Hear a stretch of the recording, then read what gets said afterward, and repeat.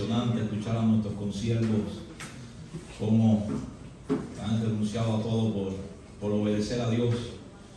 Y qué lindo ver esto en medio del siglo donde estamos viviendo, donde todo el mundo, como decía el pastor David, tiene sus sueños y muchos vienen acá con sus sueños y uno a encontrarse que es el sueño de Dios.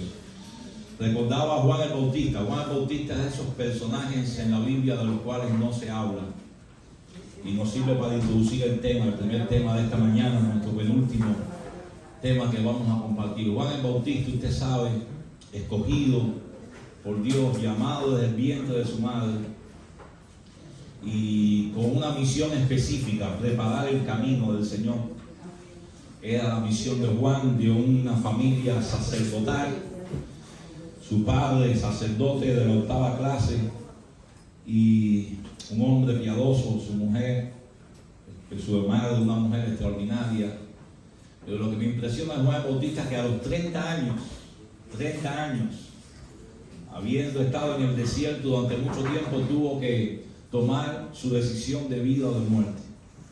O se presentaba en el templo con 30 años, edad de comenzar el sacerdocio, para ser un sacerdote religioso del templo, o se iba al desierto para ser un profeta ungido de Dios. En el templo tenían todo garantizado. Los sacerdotes tenían ración para el sacerdocio, vestiduras, estatus. Tenía allí su vida garantizada y hasta su jubilación asegurada. Podía estar ministrando todos los años del sacerdocio sabiendo que al final había sustento para su vida. En el desierto no había nada de eso, ni siquiera había vestiduras, vestía rústico, tenía que depender de Dios y sabía que su ministerio iba a ser bien corto, solamente preparar el camino del Señor. Bueno, al final usted sabe, lo hizo. Su gran frase: es necesario que yo mengüe para que el Señor crezca. Y su increíble final fue decapitado por el capricho de 2 mujeres impías y un gobernante que se dejó manipular. Así terminó la vida de Juan. Poco ministerio, degollado, su cabeza en una bandeja. De lo contrario, podía haber sido un sacerdote de la 8ª clase el resto de su vida. Y muchas veces estamos en esa encrucijada. Mi sueño o el sueño de Dios. Mi camino o el camino de Dios. Mi proyecto o el propósito de Dios. Quiera Dios que podamos ser sensibles a Dios y decir: Señor, voy contigo al desierto, a donde está la necesidad, a escuchar la voz de Dios, a recibir la palabra que una generación necesita. Juan el Bautista fue el que rompió el silencio profético de 400 años en Israel, fue el que reconcilió a una nación con Dios, el que preparó el camino para que Cristo se manifestara de una manera trascendental. Cuando todavía en el siglo XXI Dios encuentra hombres y mujeres como Juan, que renuncian a todo por obedecer a Dios, el cielo recibe gloria, el cielo recibe esa vida consagrada como una ofrenda de olor fragante. Amén. Oramos a Dios. Padre, gracias por el trato tan íntimo que tu Espíritu Santo está teniendo con nosotros en este retiro, especialmente también en esta mañana, en el cual tú una vez más revelas los secretos de tu corazón, para que caminemos, Señor, contigo de la mano, sabiendo que nuestra vida te pertenece, que nuestra vida no es nuestra, sino es tuya, que tus caminos son más altos que nuestros caminos y que tus pensamientos son más altos que los nuestros. Ayúdanos a seguir escuchando tu voz en esta mañana, en el nombre de Jesús. Gracias, Señor. Gracias, Padre. Amén. Amén. Gloria a Dios. Lo que hemos estado compartiendo en este retiro, nos desafía más que todo a ser un discípulo de Cristo. Discípulo de Cristo es nuestra identidad, es por lo cual vivimos, por lo cual existimos. Todos los demás títulos son secundarios. Ser un discípulo de Cristo, un seguidor, un imitador del Maestro, alguien que no solamente tenga su verdad, sino que también disfrute la vida de Cristo, es nuestro gran desafío en medio de esta generación donde se ha perdido esa identidad de discípulo. Solamente se la dejamos a los nuevos convertidos. Eres nuevo convertido, eres discípulo. Tan pronto pasa ese proceso, ya te damos otra etiqueta. Ahora eres miembro, después eres líder, después eres ministro, después eres reverendo, después eres ejecutivo, después eres arzobispo y dejaste de ser discípulo, porque el discípulo fue la etapa inicial. No, discípulo es un estilo de vida completo. Los demás pueden ser funciones ministeriales que van y vienen, pero discípulo es nuestra identidad y es nuestro estilo de vida en el reino de Dios. Ahora, para ser discípulo hemos hablado que hay que experimentar una transformación, una metamorfosis, algo que nosotros no podemos producir ni siquiera provocar. Lo único que podemos hacer es rendirnos para que Dios lo haga en nosotros. Recuerdo un pensamiento clave que compartíamos ayer: vida cristiana no es esforzarnos por vivir una vida parecida a la de Cristo. Vida cristiana es rendirnos para que Cristo viva su propia vida en nosotros. Vida cristiana es saber que el Espíritu Santo produce la vida de Cristo en nosotros, y cuando esa vida es saludable, que es lo que estamos hablando, entonces va a haber un ministerio efectivo, va a haber un fruto, va a haber una manifestación de esa vida que va a servir para glorificar a Dios y para bendecir a nuestra generación. Ahora, vida saludable requiere varios factores y son los que estamos compartiendo en este retiro. Hablamos del primer factor, que es la identidad, y un factor nos lleva al siguiente. El primer factor, la primera clave para una vida saludable es tener intimidad con Dios. Hablamos que es más que orar y más que leer la Biblia, es una relación de comunión, de amistad, de confraternidad con Dios. Es una intimidad con el Espíritu Santo, sabiendo que mora en nosotros 24/7 y que hay que cultivar una amistad con el Espíritu Santo. Todo el mundo tiene una manera peculiar de hacerlo. Lo cierto es que el Consolador, el Espíritu Santo, quiere tener comunión íntima, amistad íntima con nosotros para que podamos caminar en la plenitud de la vida de Cristo. Hablamos también del carácter cristocéntrico. Una vez que hay intimidad, Dios empieza a forjar en nosotros, por medio de su Espíritu, el carácter de Cristo. Hay procesos para morir al yo, para que Cristo sea perfeccionado en nuestra vida, y las obras de la carne solamente mueren cuando el fruto del Espíritu prevalece. Ese fruto del Espíritu que nos ayuda a relacionarnos con Dios, a relacionarnos con el prójimo y a relacionarnos con nosotros mismos, al punto que podemos decir como Pablo: con Cristo estoy juntamente crucificado, y ya no vivo yo, mas ahora vive Cristo en mí. Lo que vivo en la carne, lo vivo en la fe del Hijo de Dios, el cual me amó y se entregó a sí mismo por mí. Ese proceso de formación del carácter dura toda la vida. Por lo tanto, uno tiene la potestad de detenerlo o de impulsarlo. Uno tiene la potestad de decir: bueno, lo he logrado, verdaderamente he crecido, Dios me está usando. O uno tiene también la potestad de seguirse rindiendo como el primer día, para que Dios siga formando nuestro carácter hasta el último instante de nuestra existencia. También hablamos de la mentalidad. Una vez que hay intimidad y que hay esa formación del carácter, entonces la batalla se va a desencadenar en la mente. Habrá etapas, habrá momentos, habrán días malos donde el enemigo va a lanzar dardos encendidos en nuestra mente, y tenemos que apelar a la mentalidad de Cristo, a la mente de Cristo, tomar todo pensamiento, llevarlo cautivo a la obediencia de Cristo si queremos tener una vida saludable y prevalecer con la verdad de la palabra de Dios, con la espada del Espíritu, respondiendo a las mentiras del diablo con la verdad que nos ha hecho libres. De ahí que uno tiene que ser entrenado en la palabra, reflexionar en la palabra, vivir la palabra, no leer la Biblia porque tengo un plan anual de leer la Biblia y tengo que leer 3 capítulos diarios y 5 el domingo para leerme todos los capítulos en el año y vencí y darme el diploma. No es eso. Es deleitarse en la palabra, es meditar en la palabra, es buscar la voz de Dios en la palabra. La palabra es la palabra profética más segura. Alguien dijo: si quieres oír la voz audible de Dios, abre la Biblia y léela en voz alta. Y ya Dios te está hablando. Por lo tanto, cuando uno lee la palabra y busca a Dios en la palabra, esa palabra va a nutrir nuestra mente, y cuando venga la mentira del diablo, ahí se va a encontrar el escudo de la fe para apagar los dardos encendidos del maligno. Ahora, una vez que hay intimidad, y una vez que hay carácter en formación, y una vez que hay una mentalidad allí cristocéntrica, entonces podemos hablar de visión. Entonces podemos hablar de visión.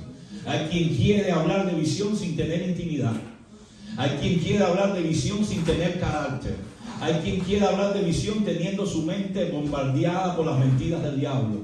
vida saludable requiere una intimidad, un carácter, una mentalidad cristocéntrica que nos impulsa entonces a vivir por una visión para la gloria de Dios. En esta mañana Dios nos ha estado ministrando desde el primer cántico acerca de visión, así que lo que vamos a ver simplemente es una confirmación de lo que Dios nos está ministrando de una manera especial. Lo que nos toca ahora hacer es el chequeo médico de la vista, de la visión. Vamos a la vista, ya yo uso estos juegos.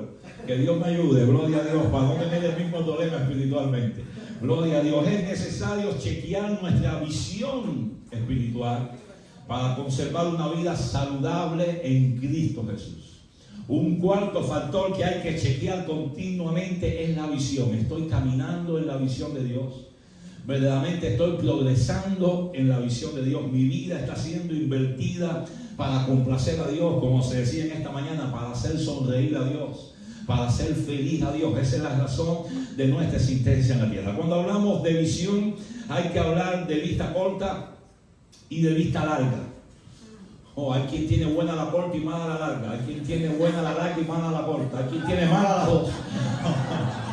Pero de aquí hay que tener buena la vista corta y la vista larga. La vista corta es esa compasión para percibir las necesidades humanas. Muchas veces queremos que Dios nos use y no somos sensibles a las necesidades que hay alrededor de nosotros. No tenemos vista corta para darnos cuenta que hay gente a nuestro alrededor que están llenos de necesidades, más que todos espirituales, las cuales necesitan ser suplidas, y Dios nos puso ahí en ese escenario para hacer un canal de bendición, para ministrar a esas necesidades. Quiere decir que uno, para caminar en el proyecto de Dios, tiene que tener esa sensibilidad, esa compasión para percibir las necesidades que nos rodean en medio de nuestra generación y comprender el corazón de Dios para esas almas que necesitan una intervención divina. Hay que tener también vista larga entonces para enfocarnos en el propósito de Dios, para darnos cuenta de que hay un proceso largo que hay que transcurrir, que hay que caminar y que hay que avanzar en él para poder cumplir el propósito que Dios ha diseñado a fin de suplir esas necesidades en medio de nuestra generación y ser instrumentos en las manos del Dios viviente. Dios no se equivocó cuando nos creó para este tiempo. La Biblia dice que fuimos creados para la alabanza de la gloria del Señor, y Dios nos puso a vivir en medio de esta generación para cumplir un propósito especial en Cristo Jesús. Entendiendo esto, entonces podemos definir la verdadera visión como la revelación. Y subraya revelación. Revelación del propósito eterno de Dios en respuesta a la necesidad humana. Visión es revelación del propósito de Dios. No es proyección de un propósito mío para actuar y para servir a Dios. No, nada de eso. Es escuchar la voz de Dios. Dios nos tiene que hablar. Dios nos tiene que mostrar cuál es su propósito eterno, cuál es la razón por la cual existimos, cuál es el plan que Él tiene con nuestras vidas para hacer una respuesta a la necesidad humana, a la necesidad de la generación que nos ha tocado vivir. Por lo tanto, hay un trato de Dios, hay una voz de Dios que llega a nuestra vida por diferentes medios y que nos hace entender que vivimos para cumplir un propósito. Estamos en la tierra para cumplir un propósito. No somos accidentes ni somos casualidad. Dios nos creó con un propósito, Dios nos diseñó con un propósito, y Él quiere cumplir su propósito en nuestra vida de una manera especial. De ahí que cuando hablamos de visión, podemos hablar de propósito, podemos hablar de sueño, podemos hablar del llamado, de la voluntad o de la meta que Dios tiene para nuestra vida. A estos 5 sinónimos de visión, sin lugar a dudas, tenemos que entender que vienen de parte de Dios. Es el propósito de Dios, es el sueño de Dios, es el llamado de Dios, es la voluntad de Dios, es la meta de Dios. No hay nada humano en este asunto, es un trato directo de Dios haciéndonos entender la razón de nuestra existencia en la tierra, haciéndonos entender por qué nos creó y para qué nos puso en medio de esta generación. Cuando hablamos de visión, entonces la humanidad se puede dividir en 3 grupos de personas. 3 grupos de personas. Para cada persona, yo creo, a la luz de la Biblia, que hay un propósito especial. Dios no crea a nadie para nada. Dios no hace nada sin propósito. Por lo tanto, la humanidad se divide en 3 grupos de personas. Primero, los que ignoran el propósito de Dios. No saben que Dios tiene un propósito con su vida. De ahí que hay que predicar el evangelio hasta lo último de la tierra y a toda criatura, para que entiendan que hay un propósito de Dios para su vida. Segundo y más lamentable, los que desechan el propósito de Dios. Desechan la visión de Dios, han conocido a Dios, ha habido un trato de Dios, sin embargo, como se decía, hay dureza de corazón, o hay una falta de obediencia radical a Dios, y tarde o temprano ese propósito es desechado, es puesto a un lado. ¿Cuánta gente con trato directo de Dios está terminando sus días en la tierra sin cumplir el propósito para el cual Dios le creó? Es lamentable, pero es una realidad palpable en nuestro tiempo. Está el tercer grupo, y son aquellos que abrazan el propósito de Dios, cumplen el propósito de Dios y viven para complacer a Dios. Están dispuestos a renunciar a lo que sea, a sufrir lo que sea, a tener cualquier tipo de experiencia por tal de que el propósito de Dios se cumpla en su vida. Por la gracia de Dios estamos abrazando la visión de Dios en nuestra vida, con batallas, con luchas. Aquí no hay nadie que no las tenga, pero estamos entendiendo que la razón de nuestra existencia es complacer a Dios y es servir a Dios. Hablamos de visión cristocéntrica porque Cristo, el modelo, vino a la tierra y fue en todo momento Cristo un visionario. Estaba enfocado en cumplir el propósito que el Padre Celestial le había encomendado. Nos impresiona la vida de Cristo cuando viene a la tierra, renunciando a todo. Cristo se aparece en el escenario. Nadie como Pablo en Filipenses así lo cuenta. Gloria a Dios. Filipenses capítulo 2 a partir del versículo 5. Haya pues en vosotros el sentir que hubo también en Cristo Jesús, el cual siendo en forma de Dios, no estimó el ser igual a Dios como cosa que aferrarse, sino que se despojó a sí mismo, tomando forma de siervo, y es hecho semejante a los hombres, y estando en la condición de hombre, se humilló a sí mismo, haciéndose obediente hasta la muerte y muerte de cruz. No se aferró, se despojó, se humilló por complacer al Padre. Son verbos ahí en Filipenses que nos hablan de una actitud radical de renuncia por complacer a Dios. De ahí que a los 12 años, ya cuando le preguntaban dónde estaba, él podía decir dónde estaba. En los negocios de mi Padre me es necesario estar.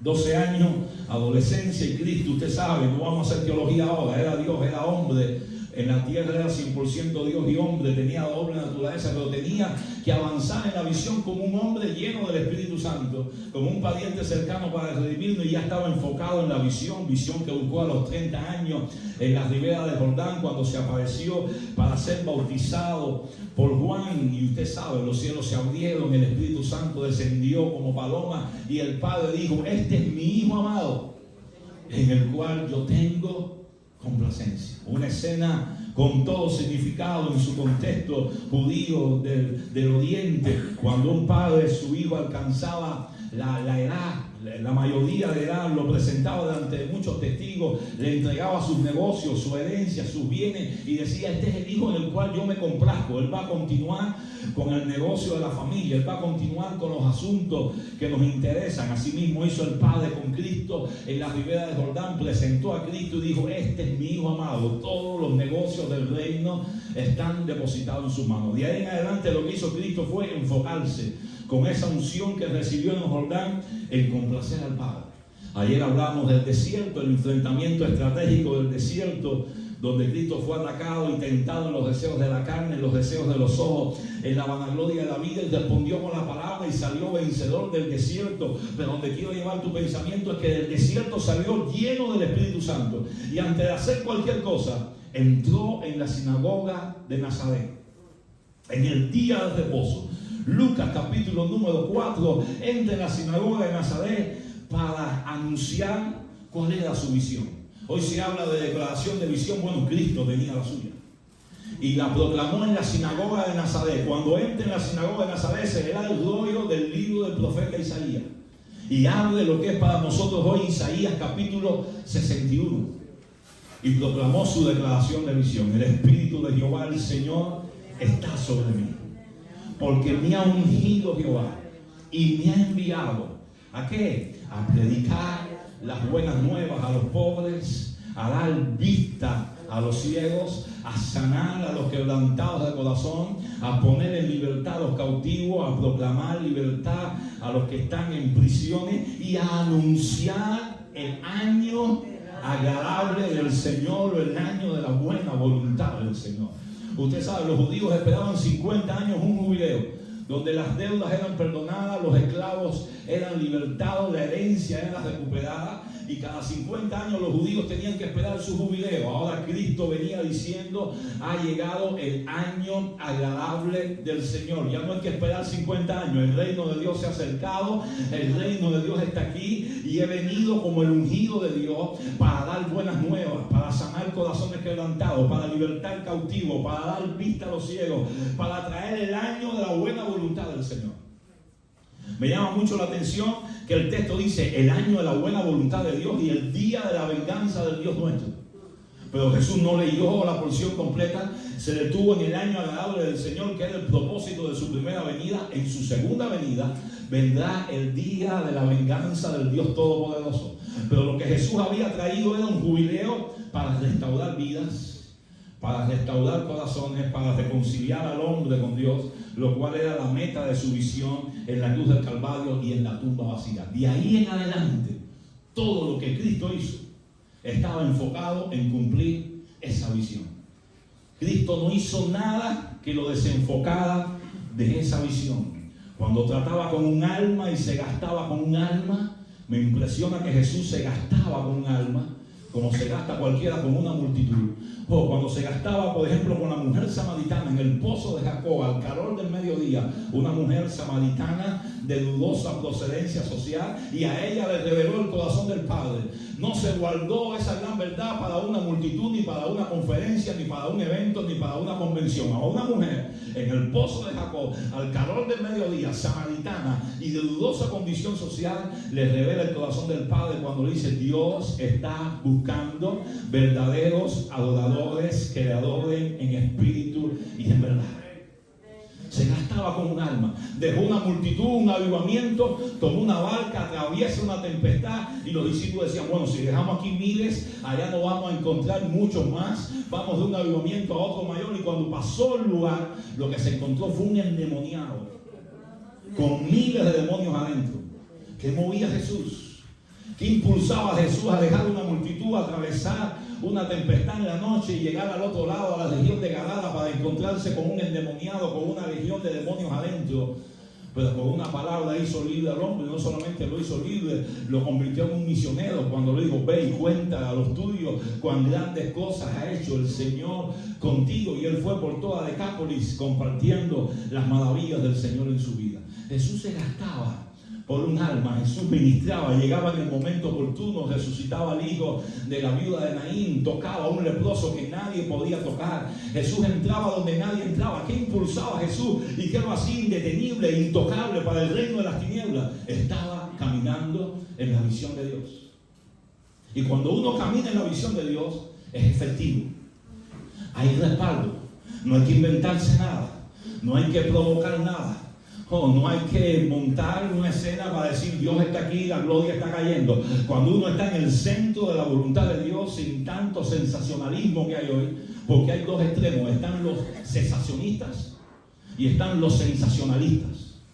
Los cesacionistas son los que dicen: no, ni hay poder, ni hay dones, ni hay espíritu, ni hay nada en este tiempo. Eso era para el primer siglo. Y están los sensacionalistas, los que alardean de dones, alardean de poder, y al final es una atmósfera montada con mucho oficio ministerial. Nosotros no estamos ni en un extremo ni en otro. Creemos una cosa: si uno está en el centro de la voluntad de Dios, Dios te va a respaldar.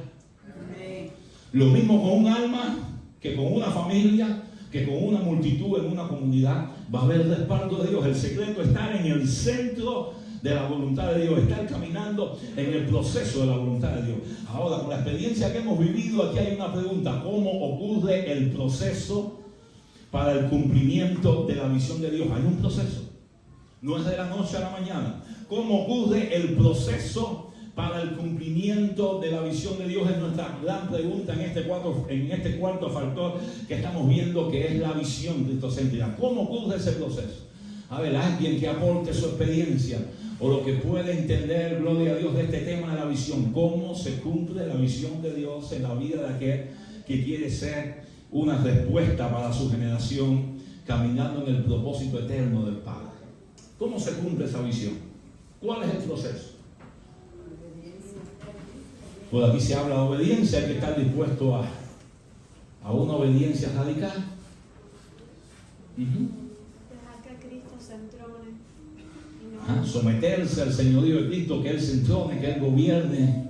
Saber que no podemos tomar decisiones personales es lo más difícil. No puedo decidir, ya no puedo decidir. Si voy a vivir en la visión, ya no puedo decidir por mí mismo.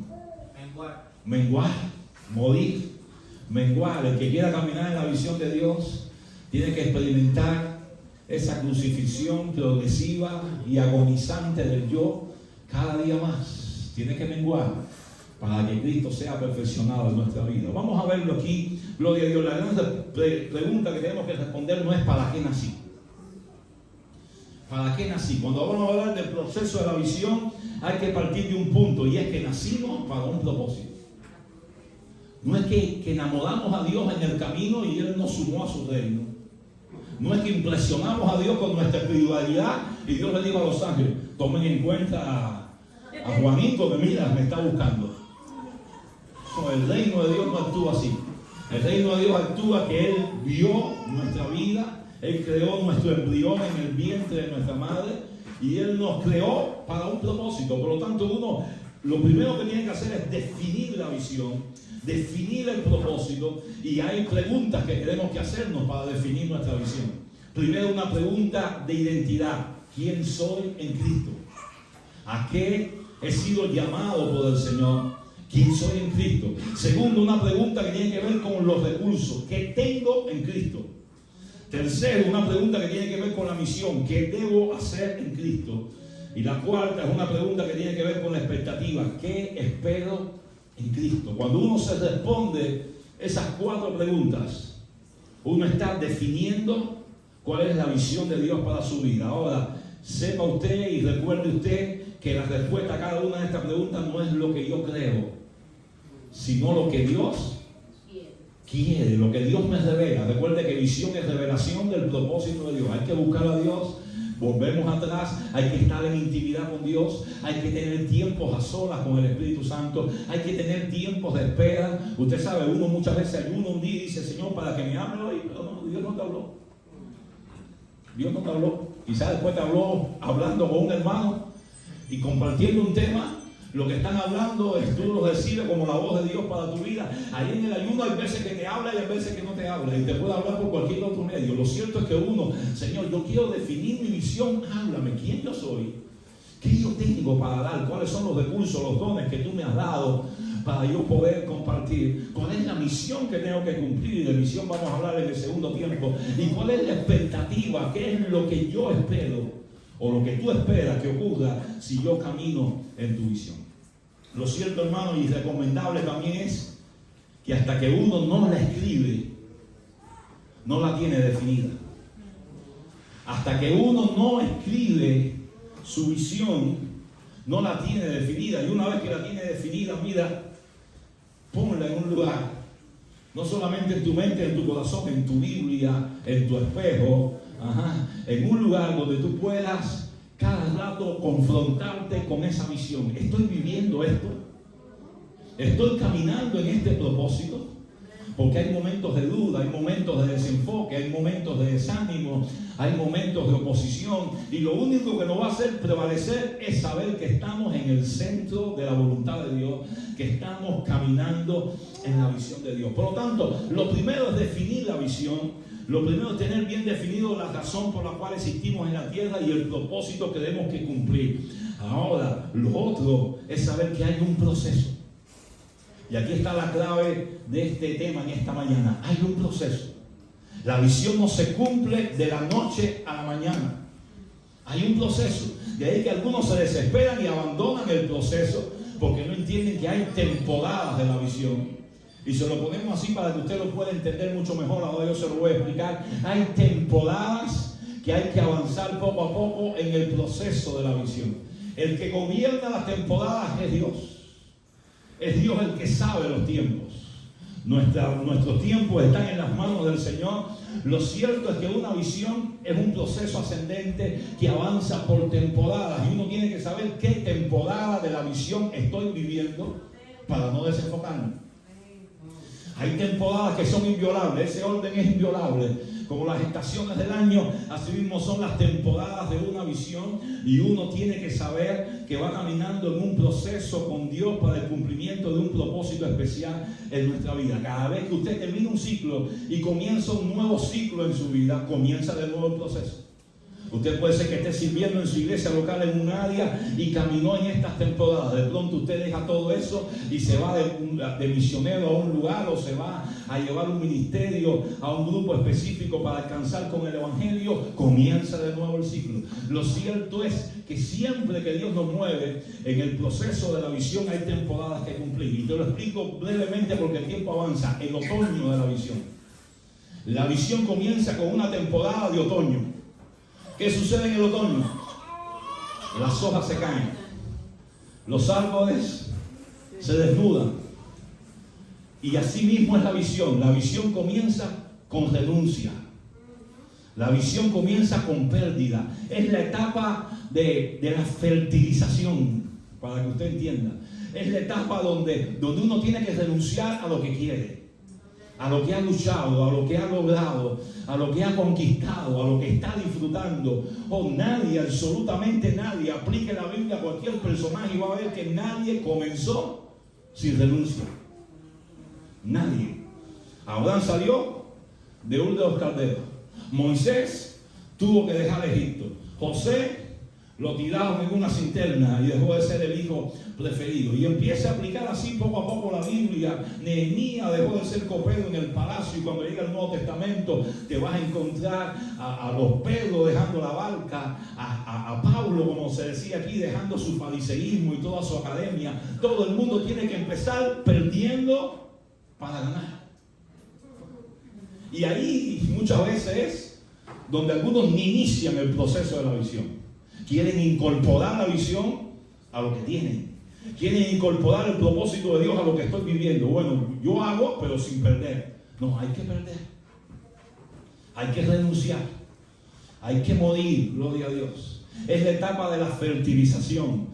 Es la etapa de renunciar a todo, pero sabiendo que el suelo de nuestra vida se está fertilizando para que entonces produzca frutos para la gloria del Señor. Ahí nos podríamos quedar toda la mañana, pero hay que avanzar. Después viene una segunda etapa, y es el invierno de la visión. Es la etapa la etapa que comienza a germinar la semilla. No se ve nada en la superficie, pero abajo, en las raíces, están sucediendo cosas. Es el invierno de la visión. Usted sabe, el invierno es sombrío, el invierno es frío, el invierno es duro, mucho más para uno que viene del trópico. El invierno, por eso muchos se quedan aquí en la Florida para no enfrentarse con el invierno del norte. Es fuerte el invierno. Concéntrese en un invierno crudo. Bueno, esa es la segunda etapa de la visión. Nada funciona. Usted empieza, como decía el hermano, echando humo con la joma, pero nada funciona. La gente no te entiende, la gente no se suma, los demonios se oponen, la salud se quebranta, la economía colapsa, nada funciona. Usted ayuna, usted se esfuerza, usted reprende demonios, usted hace guerra espiritual, pero mientras más se esfuerza, menos funciona. Es una etapa difícil, es la etapa donde muchos ahí colapsan, dicen, yo no veo resultados, Dios no me llamó a esto. A esto no me llamó. Lo que yo dejé es donde muchos vuelven a coger la barca y las redes y vuelven atrás, porque no entienden que hay una etapa que muchas veces es larga y es solitaria, donde tienes que saber que estás caminando en la visión de Dios, aunque nada se ve. Hay cosas adentro que están sucediendo, y usted va a entender esta flecha amarilla que hay aquí. Hay cosas que están sucediendo adentro, aunque afuera no se vea nada. Es como el bambú. Usted sabe, cuando uno siembra el bambú, el que siembra el bambú tiene que tener paciencia. Durante semana no ve nada. Durante meses no ve nada. Ni un tallito sale. Y hay quien se desespera y dice, habrá germinado la semilla, y abre, echó a perder la siembra. Ahora, ¿qué está sucediendo? El bambú está echando raíces 10 metros abajo, 15 metros abajo. Está echando raíces durante todo ese tiempo. Y después, lo que siembra el bambú allá en el Asia, dice que de pronto, en menos de 2 meses, sale y alcanza 20 metros, 25 metros. ¿De dónde vino esa altura? De las raíces. Por lo tanto, en el invierno Dios está trabajando en las raíces. La semilla está germinando. Algo Dios está haciendo en nuestra vida, en nuestro corazón, en la gente que ministramos, en el mundo espiritual que no se ve, que no se percibe, pero algo está sucediendo. Uno tiene que entender que si quiere ver el resultado de la visión, hay que pasar el invierno. Es inevitable transcurrir en un invierno solitario, en un invierno desafiante de oposición interna y externa. Hay que pasar por ahí para que la visión se cumpla. Eso es inevitable, gloria a Dios. Por eso muchas veces lo primero que hace la gente es preguntarte, bueno, ¿qué resultado estás teniendo? ¿Cuánta gente ya tú has alcanzado? ¿Ya edificaste el templo?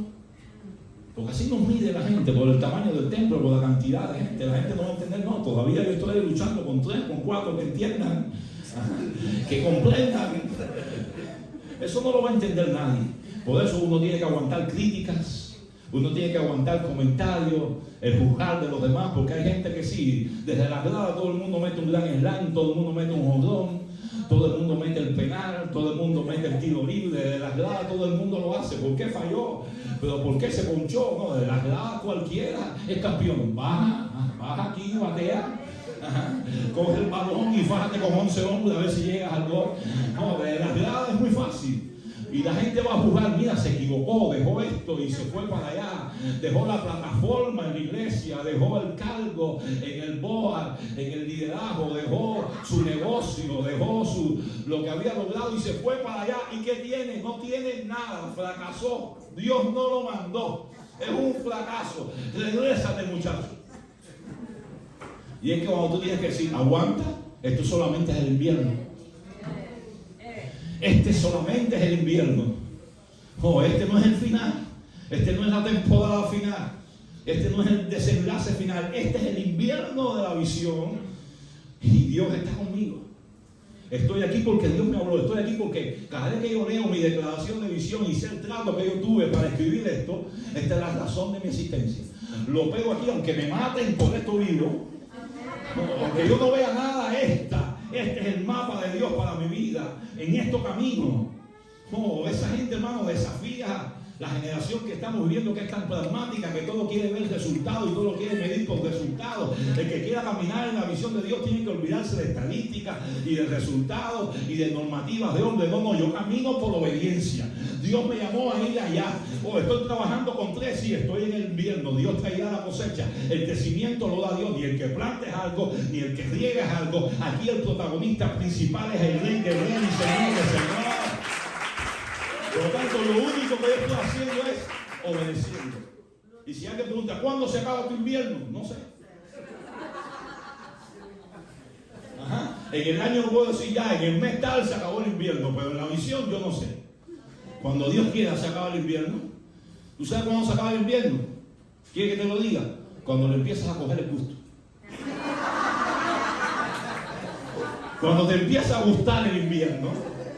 Cuando empiezas a aprender las lecciones que Dios te quiere dar, como nuestros hermanos aquí han compartido en estos 2 días, Dios dice, no, vamos a pasarlo de temporada porque se ha aclimatado al invierno. Mientras que uno esté luchando con Dios, Señor, no entiendo, Señor, que salga el sol, Señor, que venga la lluvia. Dios dice, no, todavía vamos a prolongar el invierno. Pero cuando uno dice, sí, Señor, aquí estoy, aprendiendo, como los hermanos, obediencia, aprendiendo dependencia, aprendiendo paciencia, perfeccionando el carácter, perfeccionando o buscando, intensificando mi intimidad contigo, peleando la mente y cogiendo todo este bombardeo de que yo no soy, de que me equivoqué, y llevándolo cautivo a la obediencia de Cristo. No sé si tú ves que un tema se conecta con otro. Los primeros 3 factores te llevan a atravesar el invierno, te concentras, en la intimidad, en el carácter, en la mentalidad de Cristo, en obedecer lo que Dios quiere que yo haga. De lo demás se encarga Dios.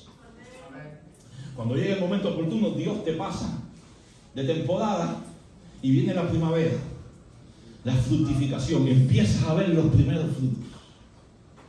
Empiezas a ver los primeros resultados. Empiezas a ver que esa gente que parecía que no estaba recibiendo nada, empiezan a fructificar. Empieza a haber un cambio. empieza a ver allí el trato de Dios con las personas que te rodean y empiezas a palpar que la visión está dando los primeros frutos. Es la etapa de primicia, es la etapa de fructificación. Empiezas a ver el respaldo de Dios, ya no solamente en lo interno de tu vida, sino también en lo externo, en las personas que estás ministrando. Y eso crea fiesta, eso crea regocijo. Cuando en Israel llegaba el tiempo de la primavera, llegaba el tiempo de las fiestas, llegaba el tiempo de darle gloria a Dios por los primeros frutos, por traer las primicias al Señor, sabiendo que después venía una cosecha mayor. Por lo tanto, cuando uno entra ya en etapa de primavera, en el proceso de la visión, uno se tiene que preparar porque lo grande de Dios se va a manifestar. O esa primavera solamente es una señal de que algo grande viene, de que algo mayor de lo que hemos pensado y de lo que hemos pedido se aproxima. Por lo tanto, es el tiempo de cuidar esos primeros frutos, de palpar esos primeros frutos y dedicarnos con todo cuidado a conservarlos y a consagrarlos para Dios en gratitud, en acción de gracia, sabiendo de que Dios una vez más y por siempre ha sido fiel. Ha sido fiel. Ahora, después que hemos pasado esa primavera, viene el verano. Y es cuando la visitación de Dios se manifiesta y cuando entonces la cosecha, es el tiempo de la cosecha. Se manifiesta la cosecha que siempre nos va a sorprender. Nosotros, Dios nos habló y habíamos visto que había un proceso y queríamos llegar allá. Pero cuando llegamos allá, vemos que Dios ha hecho mucho más abundantemente de lo que pedimos y entendemos. Dios siempre añade vida, restaura familia, liberta cautivos, sana corazones quebrantados, llena con su Espíritu Santo a vidas que estaban vacías.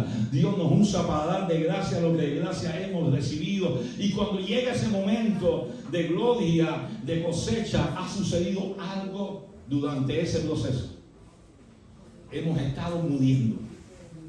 Y yo no sé si tú puedes ver la paradoja de este proceso. Mientras la visión progresa, mientras la visión es un proceso ascendente, a medida que la visión avanza, nuestro yo va menguando, va muriendo, nos vamos quebrantando al punto que cuando la visión se cumple uno tiene que decir, no soy yo.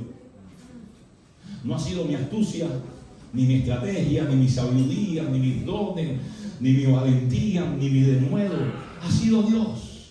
Porque he tenido momentos de flaquear, he tenido momentos de morir, he tenido momentos de sentirme y Dios me ha sostenido con su diestra, Dios me ha hablado, Dios ha usado algo para llamar mi atención. Por lo tanto, he muerto al yo. No hay nada de gloria en este proceso.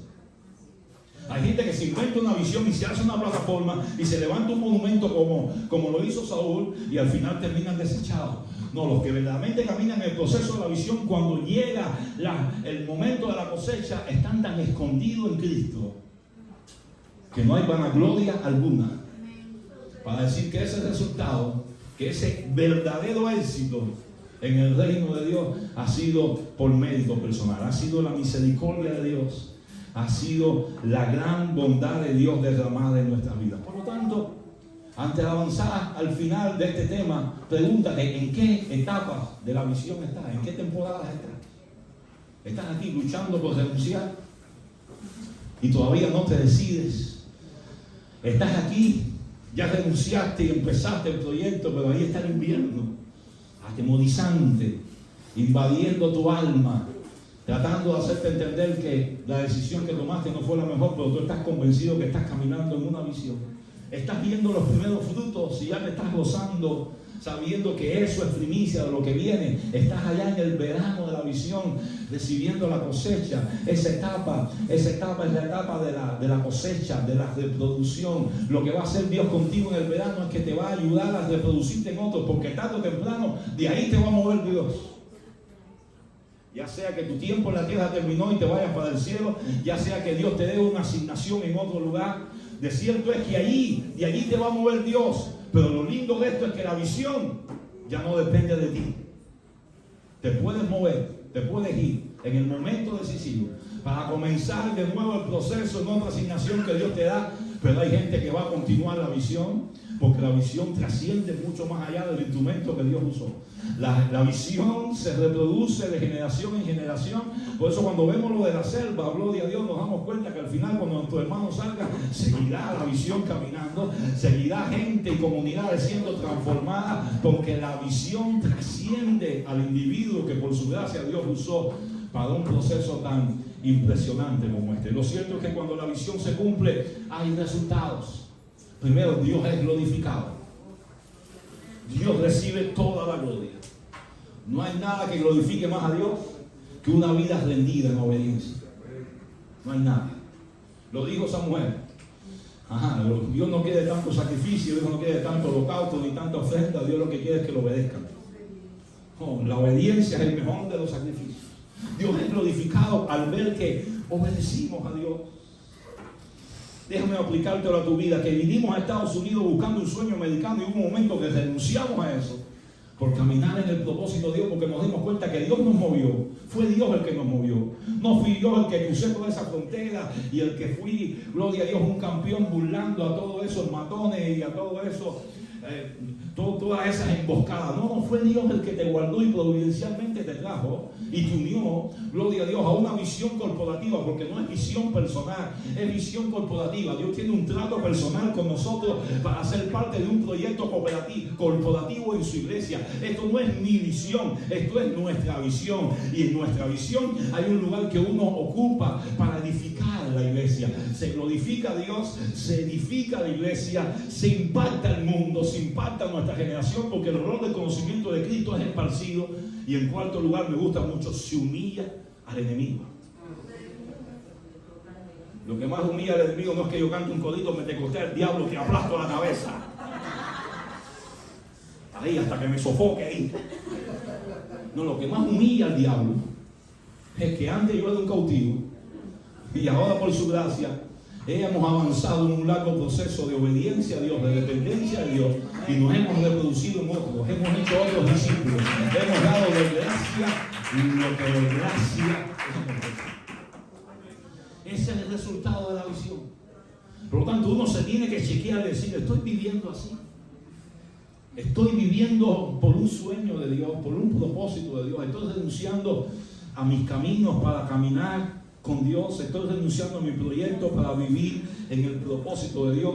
Recuerden este pensamiento de Mike Monroe: tu vida no es un experimento divino, sino un proyecto de la providencia para cumplir un propósito que necesita tu generación. Ponle sentido a ese pensamiento. Tu vida no es un experimento divino. Dios no está improvisando contigo. Tú eres un proyecto de la providencia de Dios para cumplir un propósito especial que necesita tu generación. La visión nunca va a ser egocéntrica. La visión va a ser cristocéntrica, corporativa, generacional, para la gloria de Dios. Por lo tanto, estamos viviendo así. ¿En qué temporada estamos? Estamos avanzando en el proceso. Estamos dispuestos a menguar para que el Señor crezca. Estamos dispuestos a morir para que el Señor reine. Aleluya. Estamos dispuestos a perder para que el Señor gane en su reino. Estamos dispuestos a sufrir para que el Señor manifieste su gloria y su bondad a favor de las vidas que nos rodean. Ahí está la gran decisión radical que tenemos que tomar en nuestra vida. Y como decía una hermana ayer, es una decisión de todos los días.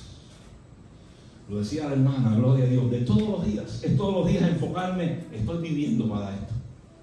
Y cuando venga la duda y venga la ansiedad y las cosas no funcionen, no, estoy viviendo para esto.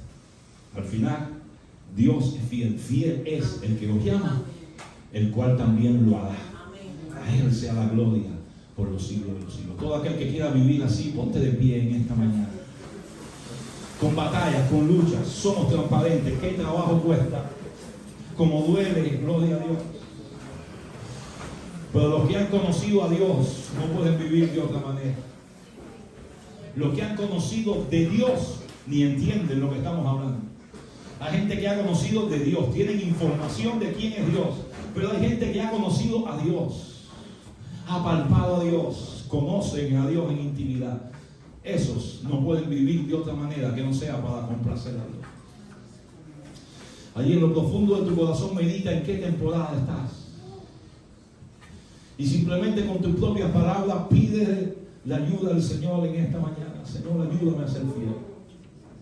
No quiero ser grande, quiero ser fiel. En un mundo donde todo el mundo quiere ser grande, yo simplemente quiero ser fiel.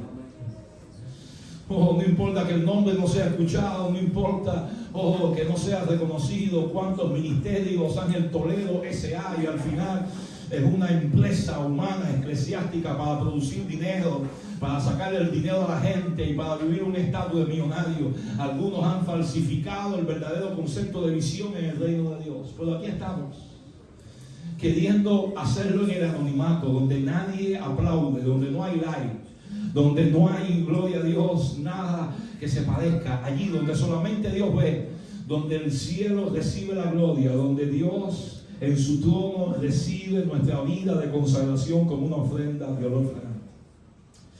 Por eso en esta linda mañana, gloria a Dios, dile: Señor, ayúdame a ser fiel. Te doy un minuto para que hables con Dios tu propia oración. Aleluya. Antes de orar. Aleluya. Ayúdame a ser fiel.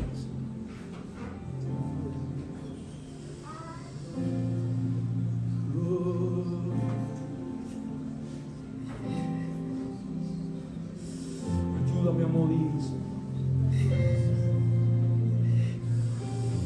Ayúdame, Señor, a vivir para ti. Ayúdame a menguar.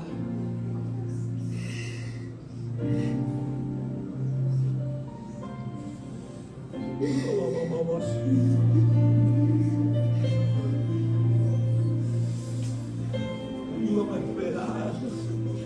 esperar en tu cosecha.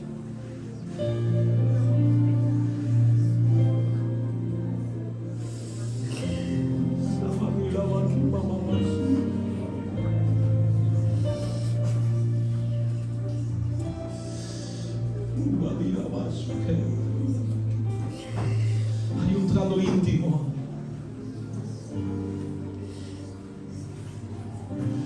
Hay un trato íntimo. Alguno Dios nos está diciendo: este es el tiempo. Es ahora, no es mañana, es hoy. Ya no puedes esperar a mañana. El tiempo se acaba, el mundo colapsa. El Señor viene pronto, es hoy. Oh, es hoy. Bendito sea el nombre del Señor. Oh, bendito sea tu nombre para siempre. Ayúdanos a ser fieles, Dios. Ayúdanos a ser fieles, Dios. Ayúdanos a ser fieles.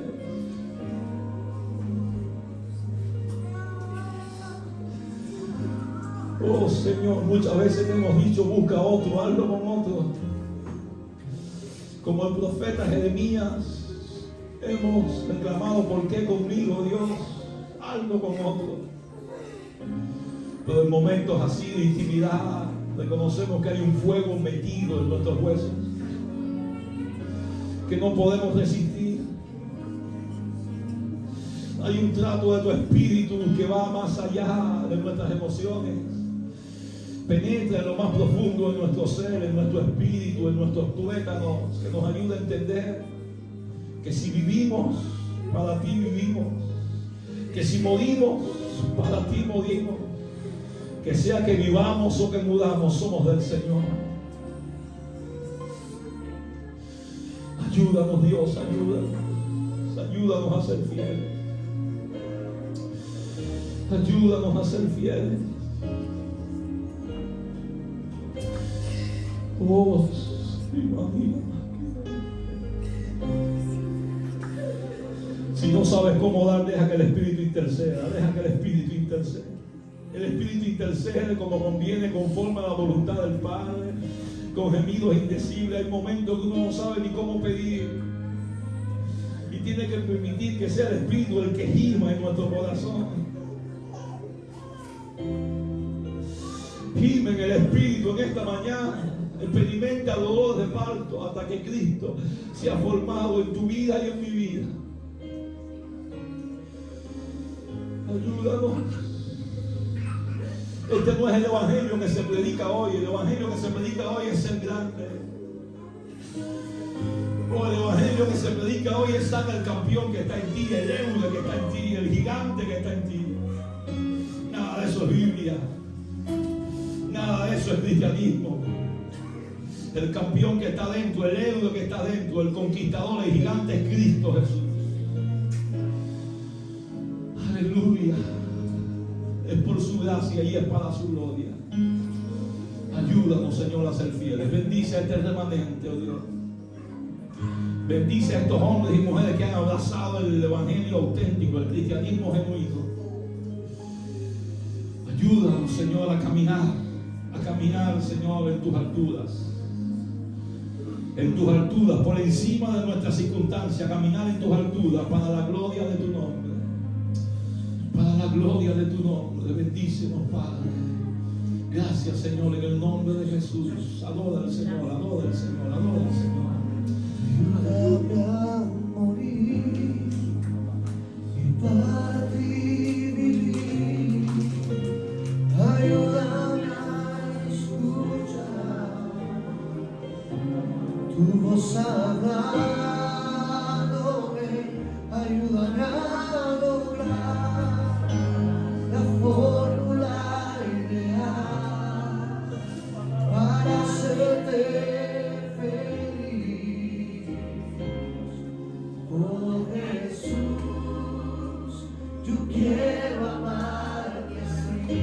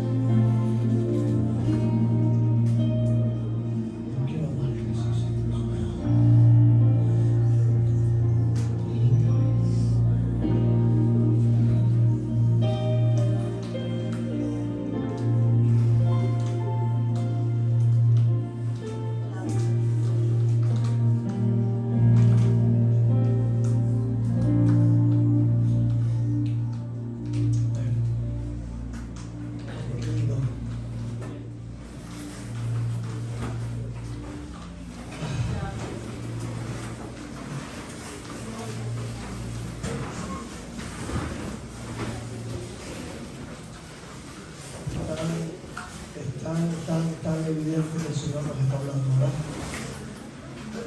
Es tan evidente que el Señor está despertando dentro de nosotros la visión, el entendimiento. Yo quiero orar por valor del Señor. Valor, valentía. En estos días hemos visto actos valerosos de algunos que nunca habían hablado en público y se lanzaron a hablar en una oficina de Children of Family o de Social Security y ahora ya no les da miedo. Hemos visto pasos de fe de gente que nunca había hecho algo, pero cuando da el paso se da cuenta, no, cada vez que obedezco, Dios está conmigo, Dios lo hace. Y fue exactamente lo que los discípulos pidieron después de ser azotados. Señor, danos valor y danos de nuevo.